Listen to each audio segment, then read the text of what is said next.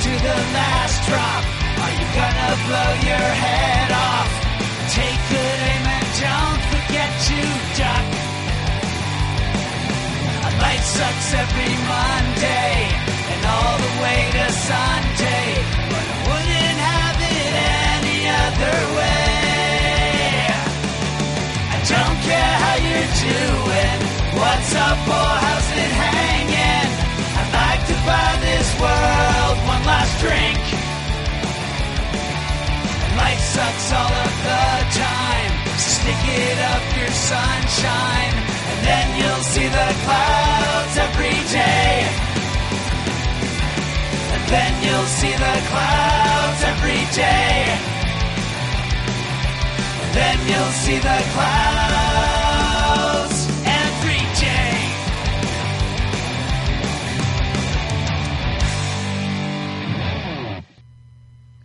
Hey everyone, welcome to the Crazy Life Podcast. Yay, I got it right the first time around. That is unusual for me, but I am unusually well rested today, as opposed to being tired like I am every other week. So hopefully it should be an excellent show for you guys. My name is Jen, and for those new and joining us, welcome. To those that have been longtime listeners, welcome back. And as always, I have with me Bryan. Hey, Bryan. Howdy. And we are recording Thanksgiving weekend. So I do apologize, we're a little later than usual. We just had a lot of family and fun and crazy fun stuff happening that we needed to fit in. So we'd have a bunch of stuff to talk about with you today. So that being said, Bryan, how was your week and how was your turkey day? The week was pretty uneventful, aside from, well, no, I guess it wasn't, but last Saturday I went with some friends to a festival in Ferndale, Michigan. Nice. Which was, it's a beer festival, but it was way smaller than the ones that we usually go to, and which was really nice, because I didn't, I didn't have any real anxiety the whole day. Like, the crowd wasn't so bad that I didn't feel like there was any open space. There was tons of open area for me to go into and such, and that was awesome, and because a lot of times at those festivals, even though I have a good time, I end up experiencing a good amount of anxiety, and it usually, there's usually a pretty strong emotional hangover afterward. Yeah. And with this one, there wasn't. Like, I didn't really feel the emotional hangover that I normally do after these. So good. That was awesome. Yeah, that was something, I talked about in therapy this week, and, that was a big deal. And then Thanksgiving, I decided pretty much from the get-go, because it looked like there was going to be a lot of people at my family get-together. So I and I think I talked about this last time, how I was just like, I'm not going to go, I'm not going to do the internal conflict, and I didn't. I had very little anxiety about it all week.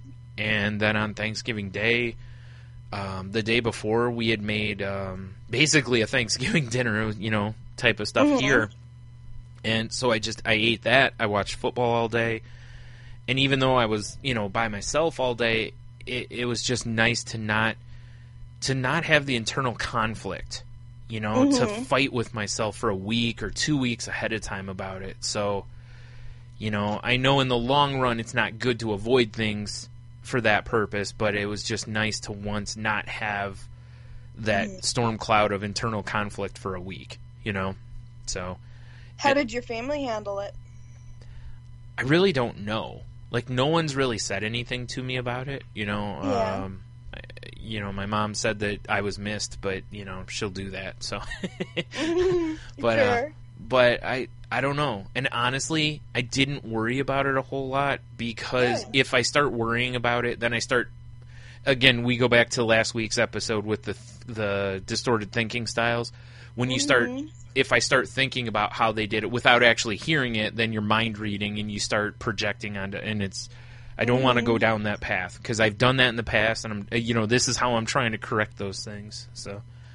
Yeah, no, I think that's awesome. What did your therapist think about it? I haven't talked to her since Thanksgiving.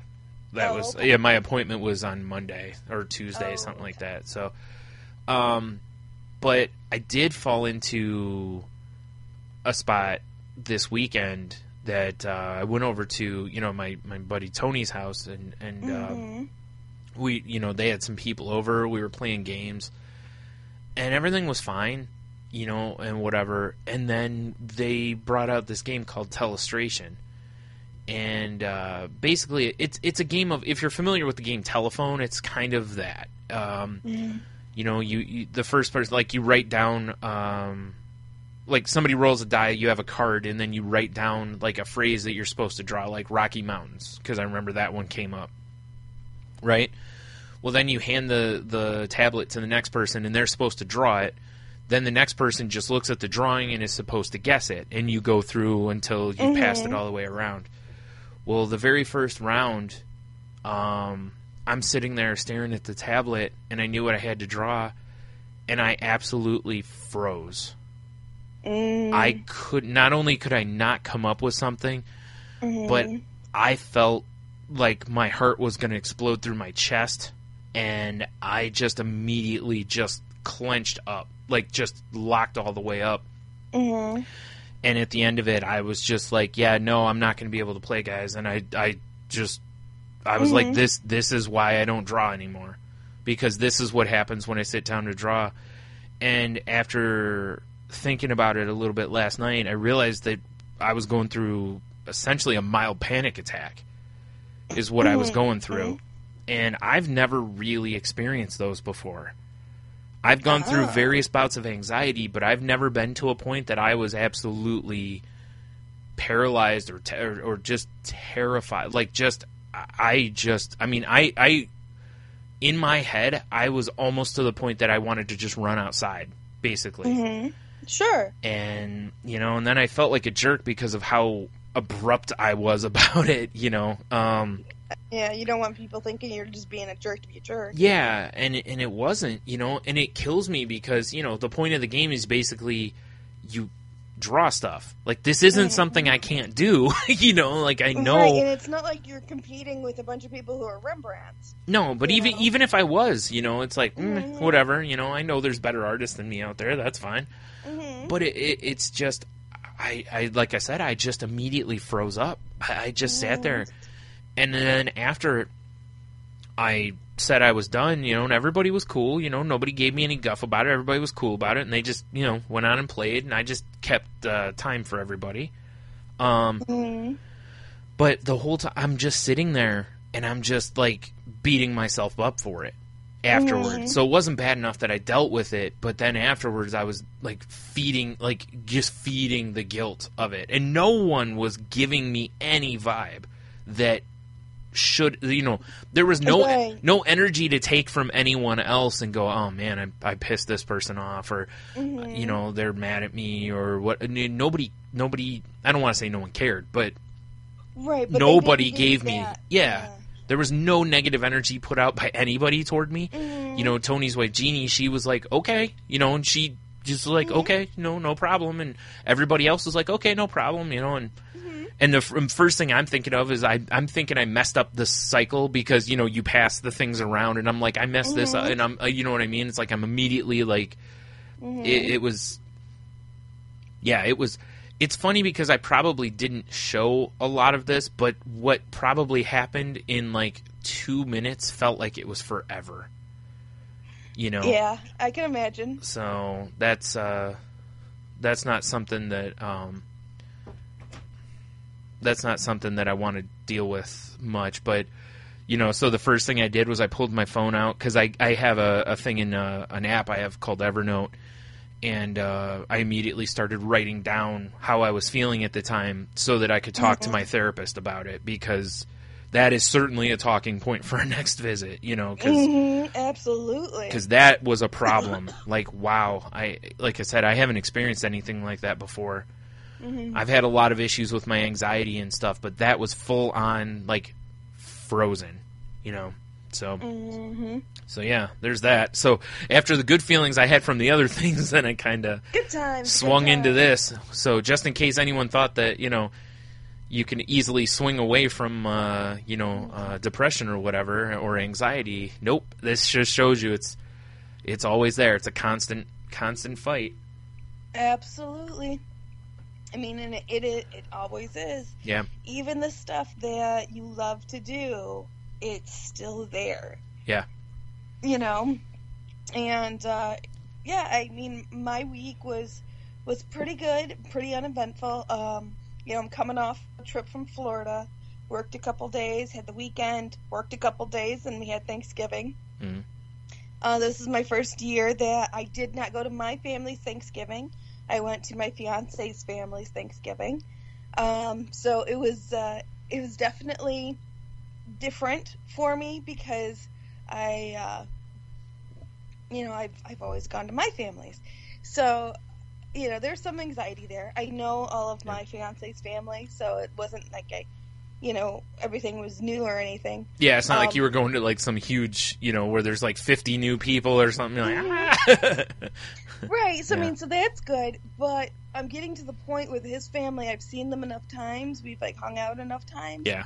That they're kind of getting to know who I am. Right. Which makes me almost more anxious because it's like, you know, it's like, are they seeing things through my facade now? You know, are they starting to really see the flaws? And you know, you feel much more exposed. Yeah. You know, when you're the new person, you can kind of just gloss things over. You don't have to say too much. You can just kind of, you know. But now that I'm becoming a part of things, and it's also tough because they have 2 children. He's got a niece and a nephew, and I'm not the best with children. They're not particularly fond of me, and I'm not quite sure why. And it could be because they sense I'm not comfortable with them, so they're not comfortable with me. And you know, I'm sure there's like a variety of different things that child psychologists. I was just gonna say, I just want to point out to you right now that like what you're doing to yourself in that moment. Like, even just discussing this, like, you're tearing yourself up, you know, kind of a thing. Like, right. You know, like, what's wrong with me? Why don't they like me? You know what I mean? You're doing that. Yeah, it's just, again, I'm pointing it out because of our conversation last week about the distorted thinking, that this is how easy it is to slip into that when not really mean to or, you know, realize it. Mm-hmm. And I know that I'm also projecting. I'm projecting my emotions because the kids give 2 shits and don't really have any opinion whatsoever. And that's probably the way it really is, you know. Right. Because so many kids are that way where they just are like, hey, whatever, and they just roll with the punches. And, you know, and people are like, well, why don't they like me and all that, you know, or maybe they're just not as outgoingly affectionate as other kids might be, you know, so. Right. And they are a bit on the shyer side. Mm-hmm. So, you know, I am still a newer person. Yeah. Which would make complete sense why they gravitate through the people they've known their entire lives. Yes. You know, and they're, you know, and so it's just, you know, so that kind of adds a little bit to it. And I was being kind of sensitive to the whole fact that, you know, I'm caring more about their opinions, I think, than I have in the past. As we get closer to the wedding and stuff, I'm caring a lot more about everybody else's feelings. Yeah. A lot more. Yeah. And it's tough. You know, I don't know. So we'll. Yeah, you're going to have to be very careful of that because, you know, you really can't. You can't do that because when you start worrying about other people's feelings all the time, you're going to have an element of trying to think for them, like, you know, and that's what I have been doing. And when you do that, you know, again, as the distorted thinking sheet tells us, it's what tends to happen is that a lot of times you're wrong because you think you're right, but most people don't. Like, if you put somebody, like, again, you take somebody with like a skin condition and put them in a crowded mall of all the hundreds of people may walk right past them and never notice it. But you ask that person, so how was it? And they're going to be like, everybody was staring at me. And you could interview these people immediately after walking by and be like, did you see the guy with the psoriasis? And they'd be like, no, I didn't even notice it, you know. Exactly. Yeah. So it's just, you know, and so I'm trying to keep things in perspective. Yeah. But but it's been interesting. Mm-hmm. And then my brother came over on Friday, so we did Thanksgiving Thursday evening, and then Friday my brother came over and helped me put up my Christmas tree, and he spent the night over at our place. Then Saturday I had an extended family get together with great aunts and things like that. So, and that was fun. I mean, everything was kind of like a few hours here, a few hours there, so it really wasn't like long extended, but I think it was just a variety of them back to back. I was gonna say, I know you remember that from me, like when we get through, like get to like Christmas time, that I was, because you would be like, there's this, then this, and I'm like, I need one day somewhere in there where there's nothing or less, because if not, I'm gonna, I'm gonna snap basically. So exactly. So today was kind of my quiet day. Right. So I didn't really have to do much, which was nice.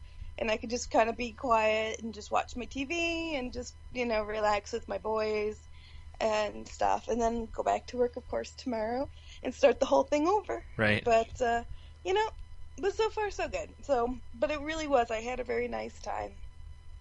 It was a lot of fun seeing everybody and it really, this time of year, I love Christmas, but it really does help me to focus on what I truly am thankful for. Mm-hmm.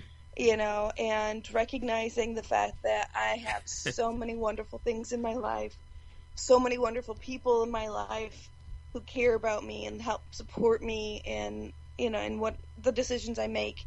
So it's a very good time to really look back, and really acknowledge where you're at with things. Mm-hmm.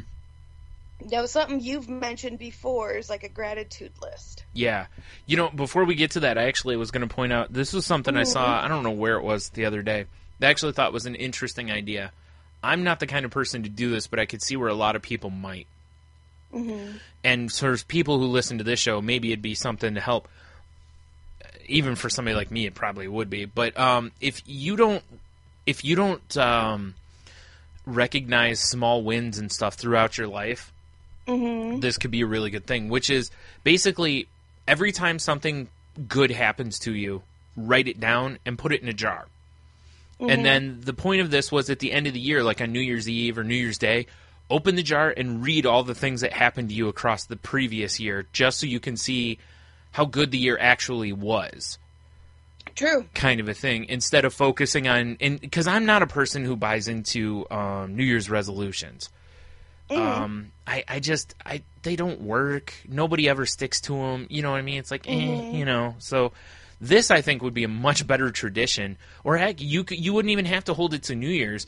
You could open them with your family at Christmas and discuss kind of in the same thing. These are all the great things or good things that have happened to us this year, and like you said, it kind of fits into being thankful, or maybe just to help you recognize that it's easy to look back at a year and just remember that this or that happened that were negative, but this way you can go, there were actually a lot of really good things that happened to me this year. Maybe the year wasn't as bad as I thought it was, kind of a thing, Yeah, very true. And not in a comparative way or whatever, but just in a, you just so that you can kind of keep an actual perspective. Like this kind of a thing could keep you from, and same with the gratefulness list that we'll talk about here in a minute. It kind of helps keep you, your facts as actual facts rather than allowing your brain to distort. Because again, looking back at a year, you could go, this year really stunk, because you can't remember anything that was great that happened. But if you look at this jar and go, wow, this thing's full. Like, so clearly it wasn't that bad of a year, kind of a thing. Now, don't get me wrong, I guess if you look back at the jar and you see nothing in it or very little in it maybe, but at that point it's probably more that you're just not doing it, but, whatever. Another thing I think, not just the jar, something that I found myself doing a lot of is looking back at my pictures. For the year? Because, yeah. When you have your cell phone, so often you just, snapping pictures here and there and just, whatever, having fun, goofing around. But if you stop and you go back and, really take a look through your pictures, yeah, it'll remind you all of these great memories and stuff, and you can see throughout the year all of the craziness that's happened. Yeah, like I don't know, like if Windows computers do this, but I know like on my Mac, the Photos program, as I import photos into there, you can actually break it down. You can do it by year. So you actually could just scroll through your whole year, you know, without even having to do any sort of like work of any kind. And I'm sure that other phones have that stuff too. I just, you know. Yeah, my iPhone just automatically does it. Yeah, that's what I mean. And my computer does the same thing because it's a Mac. So it's, you know, that's why I said I'm not sure if Windows do. I would think so, but I don't know because I don't have one. So, you know. Excuse me. It is amazing when I stop and I think back of all the things I've done this year. Yeah. You know, it started out with New Year's Day. I was in New Orleans. Then, you know, Dan and I went to Florida for the first time together to see my parents. Yeah. And, you know, I went to Vegas for the first time. Yeah. And I went to Chicago and saw my cousin that I've never seen her house and hung out with them for the first time, you know. And then, goodness, I went canoeing down the river for my birthday. Went to Frankenmuth. I got engaged. Yeah. All of this crazy, fun, wonderful things that have happened throughout the entire year. I mean, we started this podcast. Yeah. And it just, when I stop and look back, you know, without looking at all my pictures and going through all of the motions, it's so easy for me to, you know, what stands out in my life is, also this year, I was fired for the first time. Yeah. You know, I've never been fired before. I got fired for the very first time ever. Right. You know, technically job elimination, but still, you know what I'm saying. Yeah, I lost my job. Yep. I'm working at a job that I don't like. Yeah. You know, probably one of the ones that I've disliked the most I've ever had. Yeah. You know, financially, I'm nowhere near where I should be. You know, and it's standing in the way of doing a lot of things. You know, I have a lot of different stressors that I've never experienced before. So, and those things are very in your face, you know, very right now. Very much, yeah. Forefront of my mind. And easily can distract me from all of the crazy, wonderful, mind-blowing experiences I've had this year that I've never, you know, first-time experiences and stuff that really stand out as in just insanely fun and wonderful. You know, and but so easily can all of those amazing things be clouded. Yeah. Well, there's a variety of the stuff you said in there that you could easily have obsessed on and focused more on. That's what happened this year, you know, and just been like, you know, you could have been like, you know, I got engaged this year, but financially I'm in a bad way, and this, you know, you could easily like throw the first one out there and then just basically just dump a bunch of negative twists on, you know, like losing that job or whatever, you know, like you just easily could have turned that all negative. And I would say that I don't think that anyone listening to what you just said saw any of what you said as negative. You were just listing things, you know? Yeah. And you actually, in that whole thing, gave way more positive stuff than you gave negative. You know, like you remembered that stuff. And, look, you know, that's why, you know, it makes sense. And that's why, like you said, looking back at that, or like that jar thing that I said, I think what that does is it may distort your thinking, but it distorts it into, at least if you distort it and you come out of it thinking you had a decent year, I think it just puts you in a better place. Because if you think you had a bad year, you know, and it's like, well, I don't think anything's going to change. You know what I mean? And like you can set yourself up just for that. And realistically, like I said, I just keep realizing that a lot of times that fighting depression is just staying distracted. You know, there's just so many times that there's so many times that really, even anxiety, it's that way.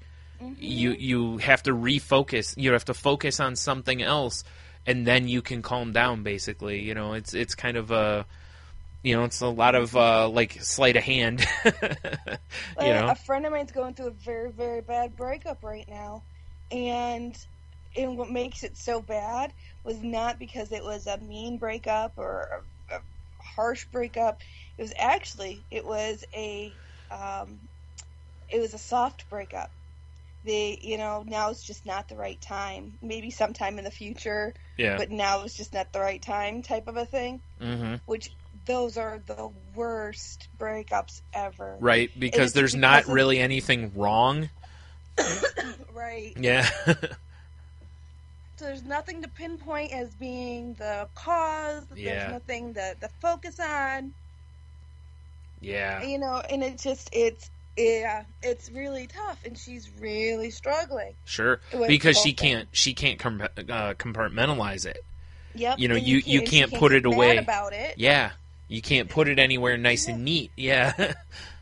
So, so she's really struggling, and I was telling her about the technique of wiggle your toes, and because she couldn't stop crying, I'm like, wiggle your toes. And she's like, what are you I'm like, wiggle your toes. Yeah. And for the entire day, she texts me and she's, struggling, whatever. I'm like, wiggle. Wiggle, wiggle, wiggle, wiggle, wiggle. Yeah. I sent her a video of a kitten, getting ready to pounce, wiggling their butt. And the song, shake that butt. Wiggle, wiggle, wiggle, wiggle, wiggle, wiggle. And was playing in the background as the cat's, like, wiggling their butt. But I told her, I'm like, and she's like, that's crazy. I'm like, yeah. It works. Yeah. Like, techniques to distract your brain. Yeah. If you're like, realistically, let's stop, take a step out of this and frame this. Yeah. On one hand, you have cat videos wiggling their butts. On the other hand, you have sitting around in your house crying all day. Which is crazy? Right. Both. So, you know what I mean? Like, why are you willing to accept sitting around crying, but you're not willing to accept watching cat videos? Right. And that's... Like, well, it feels wrong to laugh. It feels wrong. I should... And I'm like, why? Yeah. I said, I should. I'm like, no. Nope. This isn't what I should. Yeah. There is no should. Yeah. There is no rule book. There is no should. There is no book that you can go step by step by step what you should do. What you do is what you feel. Mm-hmm. So, yes, you need to feel your feelings. Yes, you need to work through all of the rough stuff. But do not put a time frame on it. Yeah. And it doesn't mean you have to work through it all at once. It just means that, you feel what you got to feel for the moment. Yeah. Don't encourage the negative feelings, as we've talked about before. Right. And when you need to get through something, such as you got to go to work, like, do little things, like, the mental exercises, the physical exercises, the flexing, I'm telling you, it comes down to, we talked about it before on the show, about how silly it is, but you start doing the Stuart Smalley stuff. I'm smart enough, I'm doggone it, people in the mirror. Seriously, look at the mirror every day and say, I'm awesome, just how I am, I'm strong enough, I am enough. Do that every day in the mirror and tell me you don't feel better. You feel like an idiot doing it. Sure. Over time, you get used to it, and then you start, because you tell yourself enough, you believe it over time. It's not going to, and trust me, it can be a long time. I do it a lot. I've done it for years, and I still don't believe it. But I'd rather do that than look in the mirror and go, wow, you're fat, or wow, you're this, or wow, you're, you know what I mean? Like, it's so much better to at least try to shape your brain that way. Mm-hmm. That's what I told her. I'm like, you have to change the way you think. Well, that's what I mean. It's horribly hard to do, but you have to try. I've seen stuff where people have been told by their therapist to, when they start feeling down or whatever, to go to a store that has puppies and play with the puppies, or just look at the puppies, even just looking at them through a window, kind of a thing, because it can make you feel better. Because they're so cute, and you get distracted by that, and then you enjoy the puppies or kittens or whatever, and that kind of a thing. That's why I said a little bit ago, it's like, distraction is so important. It is so important. It's how you stop anxiety a lot of times, is you do something to get your mind moved to another subject. And once you do that, usually you can usually calm down, because you're not, like you just said, you're not fixated on one thing. You can, that's why it's amazing how something as simple as wiggling your toes. Yeah. It takes so much mental effort to wiggle your toes. Yeah. Plus, it gets the blood flowing, which is always good. Yeah, that's true. You know, it encourages blood flow. It, keeps your mind occupied. They say to do it when you're feeling lightheaded. Yeah. There's a bunch of positives to it. Yeah. But just something as simple as that is wiggling your toes, as flexing your muscles. Right. As thinking of your happy place. I mean, if that's what you got to do, recenter, recenter your breathing while thinking about, a vacation you took, or somewhere you want to go, or something, something you want to buy, or whatever. Just, listen to positive music. Yeah. Walking on sunshine, people. It's so many people hate that song. Yeah. Because it's so catchy and it sticks in your head. But guess what? Yeah. Makes you smile. Mm-hmm. Yeah. So it is. It's really tough, but it's like I said, I'm finding more and more that, like, what happens is we're so quick to dismiss stuff as, oh, that's weird or it's crazy, but like I said, you allow yourself to go into what is actually bad and crazy if you don't, do these other things. So, there's nothing wrong with countering a day full of sobbing with wiggling your toes if that's what it takes. It doesn't sound crazy then. Cat videos. Yeah. Puppy videos, kitten videos, things that make you smile, things that make you laugh. Yeah. Just why not? Yeah. To kind of, I guess, bring this back to where we were going here.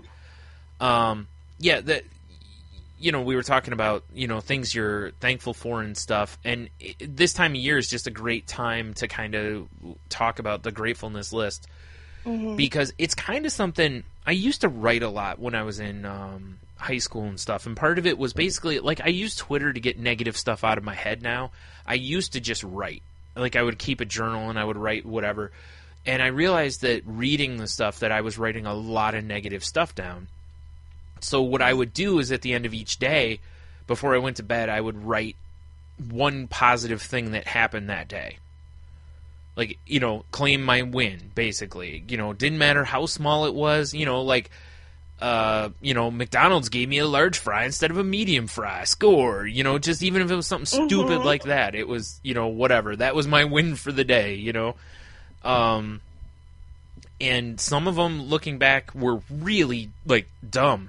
Really dumb, and it makes you kind of go, wow, that was what I saw as the best thing that happened to me today, basically, But, in the long run, though, what it did was it forced me to, okay, I'm sitting down and writing, but I'm not going to allow myself to only write negative. Like, I'm going to force myself to also put positive down there, because I don't want to train my brain to only think negative, basically.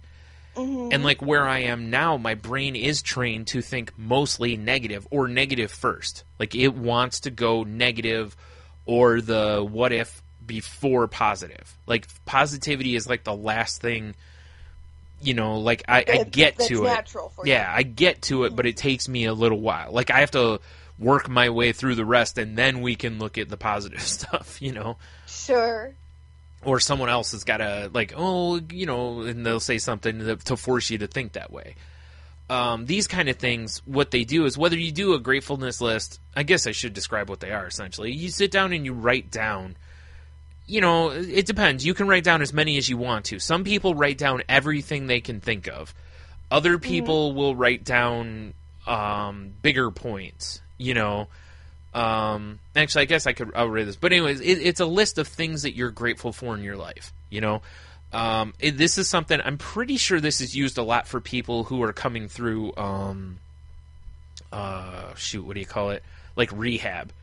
and stuff. I think this yes. is a pretty widely used one in rehab. I know it's used for people with depression because it's trying to help you realize that you've got a lot to live for. You've got a lot in your life. Like, you feel like you don't, but you do, kind of a thing. And, Sure. yeah, I was on, what's this website? The Greater Good. Greater Good. It's not The Greater Good. It's greatergood.berkeley.edu. And they've got a lot of various stuff about, you know, these kind of posts. We'll have a link for this in the show notes if you want to see it. But they just had a few points about them. And, like, you know, one here is don't just go through the motions. Research by psychologist Sonia Lubomirsky, and others suggest that journaling is more effective if you first make the conscious decision to become happier and more grateful. Motivation to become happier plays a role in the efficacy of the journaling, says Emmons. Which that makes a lot of sense. Like, don't just do it to do it. Do it because, you know, like, make sure what you're writing down. Yeah, don't write things down that's like, well, I should probably write family on here. Or I should, you know, this isn't, it's kind of like, don't cheat because this is for you. This isn't for anyone else. So don't cheat. If it's something you don't feel grateful for, don't put it down, you know, kind of a thing. Go for depth over breadth. Elaborating in detail about a particular thing for which you're grateful carries more benefits than a superficial list of many things. Like, I'm grateful for my car and my job and my blah, blah. You know, it's like, you know, that's fine and all, but, you know, you're better off, you know, again, like I said a minute ago, you know, make sure it's stuff you're actually grateful for, not just stuff you have. Like, you're not trying to make a possessions list. Like, you're not writing a will here, you know. Like, stuff that you're really thankful that you have in your life, kind of a deal. Get personal. Focusing on people to whom you are grateful has more of an impact than focusing on things for which you are grateful. And I've seen a few people who've written these that have posted them online, and they elaborate. Like, they'll be like, you know, on the gratefulness list, it'll be like, you know, mom, and then the reason. And it's not the same reason every day. Like, they think of a new reason. Like, this is why this person, or a spouse, or their kids, or, you know, because they made me smile by making me breakfast today, or, you know, stuff like that. Just trying to come up, you know, like, basically, well, actually, this is on here, I believe. No, it's not. This goes with the don't just go through the motions also, is don't make the same list every day. Like, you can if that's the stuff you're, you know, but a lot of people try to come up with new things, because otherwise what happens is over time it loses its meaning because you're just going through the motions. And right, exactly. You know, try subtraction, not just addition. One effective way of stimulating gratitude is to reflect on what your life would be like without certain blessings, rather than just tallying up all the good things. Savor surprises. Try to record events that were unexpected or surprising, as these tend to elicit stronger levels of gratitude. That makes sense. You know, something just like maybe you got a promotion or something. You know, I'm thankful for my job for this reason. Maybe you normally resent your job, but, you know, out of nowhere you got a raise or you got some bonus or something. You know, those kind of things. And or just maybe something, you know, a coworker that you didn't, you know. Well, the other day I was in the drive-thru for Panera Bread getting my morning muffin and, you know, my morning coffee or whatever. And the woman in front of me must have ordered a lot because it was taking a while, so I just played on my phone, no problems. Get up to the window, go pay, and the woman's like, oh, no, it's been taken care of. The woman in front of you already paid for you. Yeah, and you're seeing there's a lot of people doing that now. Yeah. Like just paying for a coffee for the next person behind them or whatever. Yeah. Like, hey, here's $5 to throw toward whatever they buy, and yeah.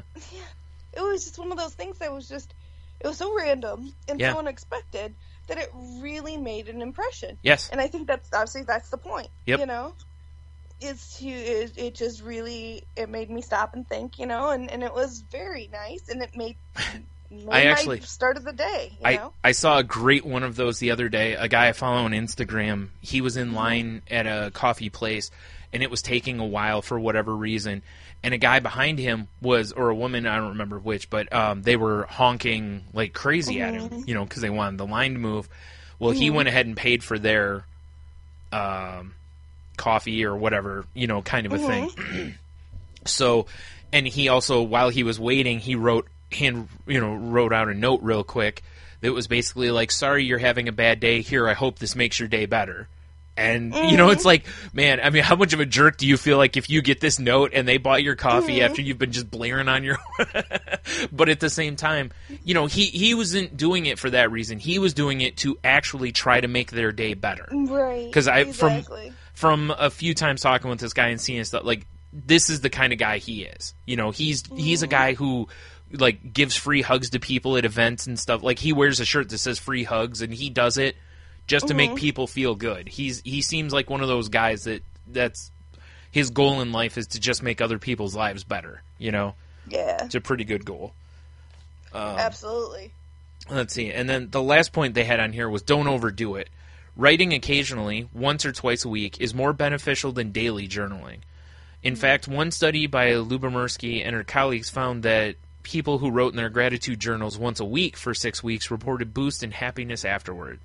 People who wrote 3 times per week didn't. We adapt to positive events quickly, especially if we constantly focus on them, says Emmons. It seems counterintuitive, but it's how the mind works. You know, and that makes sense, too, because that gives you time to think about it. Like, when I do my therapy, I could go, like, I can space it however I want. I could go once a week, once a month. It's up to me how we schedule it, and I've been doing about once a week and a half, roughly. That way things can happen and we have examples to draw on as we talk. You know, similar to podcasting. If we did this show 3 times a week, it would be hard to do because it'd be harder to bring personal stuff into it. By doing it once a week, you get the opportunity to have life happen and then we can talk about it, you know. Sure. So I think same in this kind of situation, you know,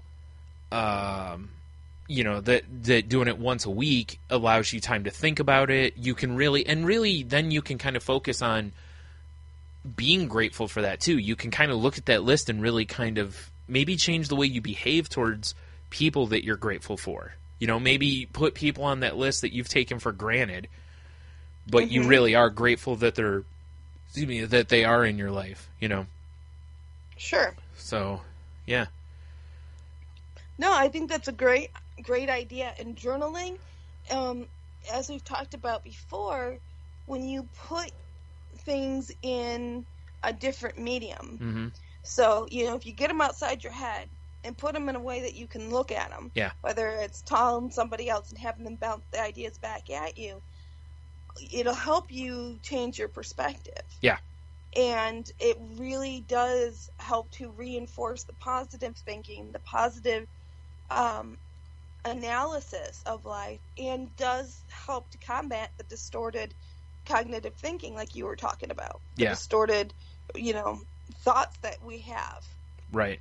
In our viewpoints. So, well, and one more thing I want to point out about these, and this is kind of an important step that I think a lot of people may kind of be like about. Don't type your gratefulness journals. Hand write them. And that goes to, like, when you're in college and you're taking notes, you learn stuff better if you write it than if you type it. And as a result, like, I think it makes you focus on what you're writing down. You know, so it kind of keeps your focus on the gratefulness journal instead of, like, you could just randomly fire off typing and just burn through it.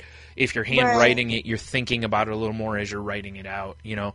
It's just slowing it down a little bit. It's kind of like savoring your food as you eat it instead of just gulping it down, you know. So I've seen that tip on quite a few sites when I was looking for stuff for these. I'm also going to put, like, another list of another link with this, which was from tinybuddha.com, which is 60 things to be grateful for in our lives. And there's just a bunch of, you know, little stuff. And it's kind of to help encourage people doing, like, a gratefulness list and stuff. But anyway, like I said, I figured I'd throw that in there too, you know, in case people are having some issues or whatever. There's all sorts of examples online. There are a lot of people that publish theirs. You know, a lot of people keep them private. You can do either. I mean, there's no reason, you know, if you want to share them with people, you could, you know, post it on your, you know, I've seen people do it, like last year around Christmas. There was a thing that was like you challenge someone else to post like one thing they're grateful for a day. for 12 days or, for the 12 days of Christmas or something like that. So, you could do that, get other people involved with it too. You could talk about it with people via Facebook or whatever you use. And, it's just kind of especially if you know somebody else who could use this, that it would benefit, Yeah. So. And that's the thing is, include people in it. If you have a family that you live with, like your kids, your spouse, your significant other, your best friend, so often we hear of families, sit down to dinner, and the first thing you ask your kids is, like, name one good thing that happened today. Yeah. And one thing that was not so good. Yeah. Teach them at that age how to recognize the positive and hold on to the positive, as well as recognize the bad, but also let go of the bad. Right. So, it's skills that we all have to keep learning and keep training ourselves on. Mm. Yeah, exactly. That's, that's why I said this was something, like, I'm not somebody who's been doing, like, a gratitude journal. My therapist mentioned it to me. I'm not sure if I will or not. I've been thinking about it, but I kind of run through stuff like this in my head a lot anyway. So I don't, but, maybe I will, just to keep track of it.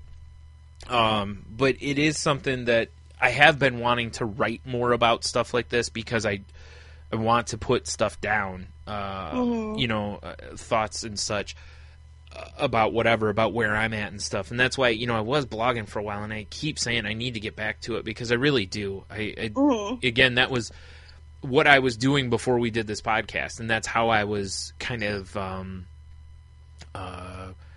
I'd share that with people and be like, hey, if you want my insight, like, here's how this affects me. And then and that's a good way, like, if you, something you could do too, if you want to just get people in your life to maybe understand it, is do it and just post it as a Facebook post and just be like, hey, I'm writing this about me, there's no judgment, there's no nothing. It's just, if you'd like to read it, here it is. And I'm more than willing to discuss it, kind of a thing, Because anyone who knows me knows that I tell people all the time I'm an open book, and it's funny because I've had a few people talking with me, and they're like, well, I didn't know if I could. I'm like, no, really, there's not much you can ask me about that I won't talk about. I will tell you unless it's oddly personal, like, I don't know, something medical maybe.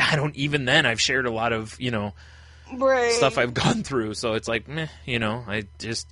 The more we share with each other, the more we realize we're not alone, and it just, oh yeah, you dealt with that too. Yeah, oh, okay. Right. It's, although, I've told a couple people about my mini panic attack the other day, and both times the reception was to just tell me about their experience and not realize that that's kind of not what I'm looking for right there. But I understand that people do that a lot of times. It's how they try to show you that you're not alone.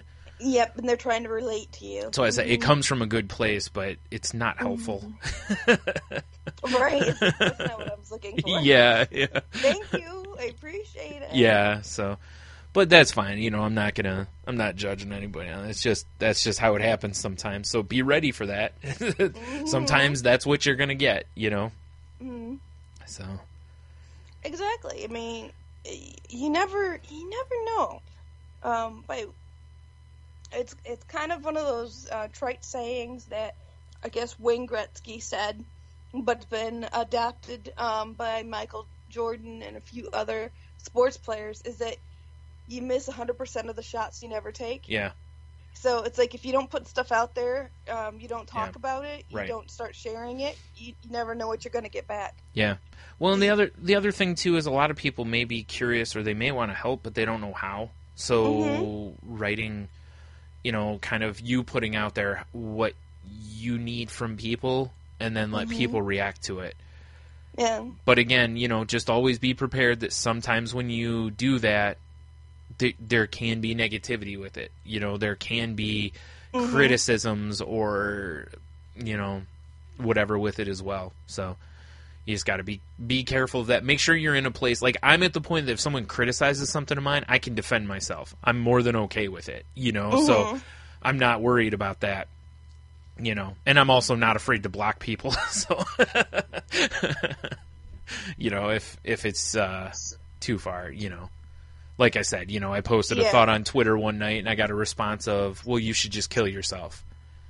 And I was like, oh, block. I didn't even respond, just blocked them, like that. I'm not gonna give you a response. So there you go. Yep. So what was your win for the week? My win for the week was keeping my mouth shut. All right. Which is a big win for me. Yeah, it is. I don't know, maybe a bigger win for everyone. No, anyway. I'm kidding. True. Yeah. True. At work, we have someone new that started that's very, very, very helpful. We needed someone, and we're finally getting some help. Good. Well, people are training her, and I don't agree with how she's being trained. They do not want to hear my opinion. They've made that very clear. Right. So I have to keep my mouth shut. Right. Because it's in your best interest as well as... I think in the whole scheme of things, they're not going to listen. They're going to see it as me interfering. Yes. And anything that happens from it is not going to be positive for me or for anyone else. Right. So I recognize this, even though I 100% truly believe that I have the right answer and that the woman would be trained much better. Yeah. If they would listen. But I recognize the fact that they don't want to do it the best way. They don't want to do it the most reasonable way and logical way. Right. They want to do it their way. Right. So I have to accept that. And so far, so good. I kept my mouth shut. I just let them do what they're going to do. Yeah. Well, the other way to look at that, too, is that if you voice your opinion, what's going to happen is it's just going to deteriorate your situation. So even if you only look at it from that perspective, and that this does not make my life better,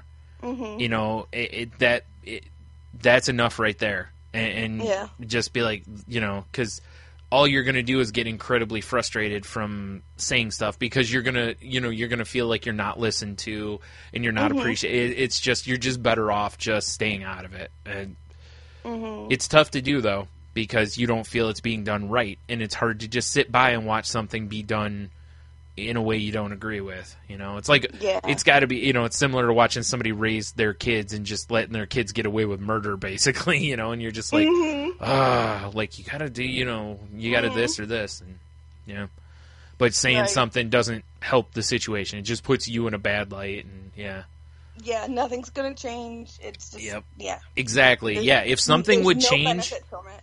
if there was a chance for change off of it, then that's a different story. Maybe it's like, listen, I gotta at least say it, kind of like my dad always told me, like, you're an adult, you're going to do whatever the heck you want anyway, but as your dad, I have to say my piece.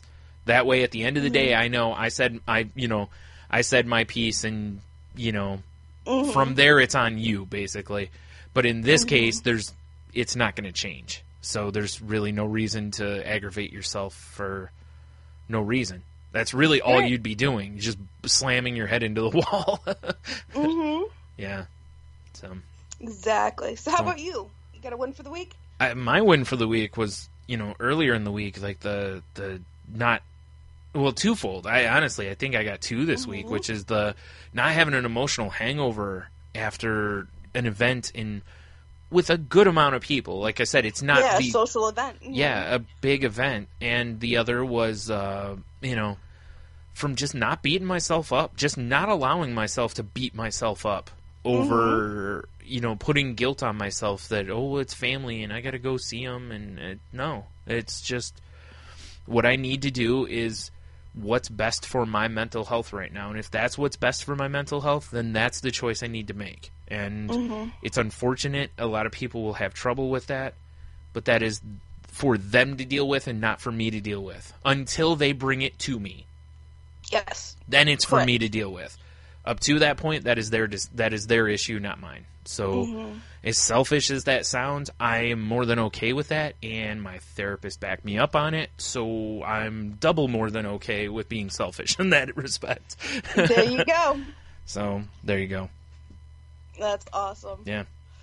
Well, if you would like to continue the conversation with me, please reach out to me on Twitter at Jen's Crazy Life. You can also write us an email at thecrazylifepodcast@outlook.com. You can also write us a message on our website at thecrazylifepodcast.weebly.com. And Brian, how can they reach you? You can also follow the show on Twitter if you'd like at The Crazy Life Pod. You can follow me on Twitter at Stunami. You can follow my other podcast, Salty Language, at salty_language. Or you can find that show at saltylanguage.com. And you can... boy, I just blanked again. Boy, I'm just having all the luck.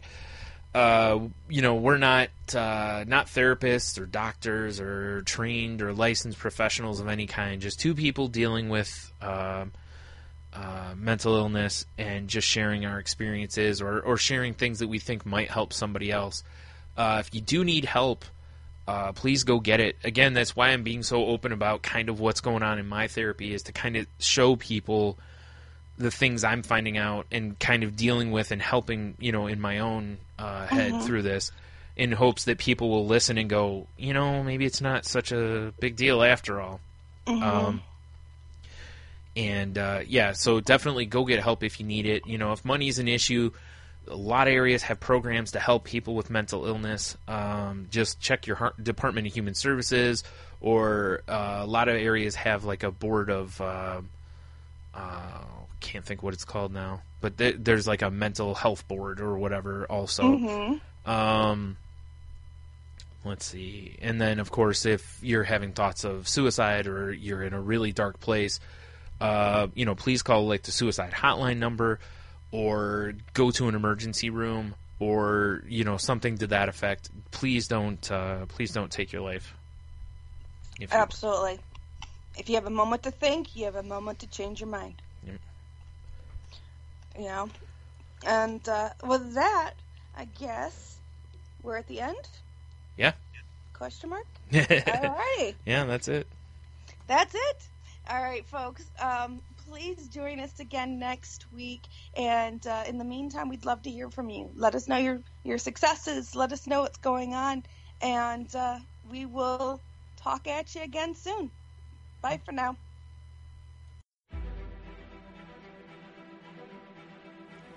Hi, this is Mark. Congratulations. You have found this amazingly awesome show. Chances are you're listening to it right now on whether it's iTunes or Stitcher Radio or some other mobile app that allows you to stream this amazingly awesome show to your ear holes. And I can't stress how awesomely amazing this show really is. But did you know that you can also catch the latest episode of this show on the Tangibound Network? That's right.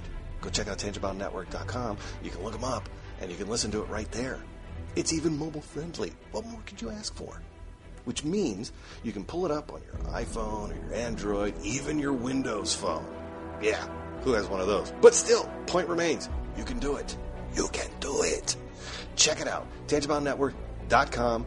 Listen to this show, the latest episode, every time. Check it out.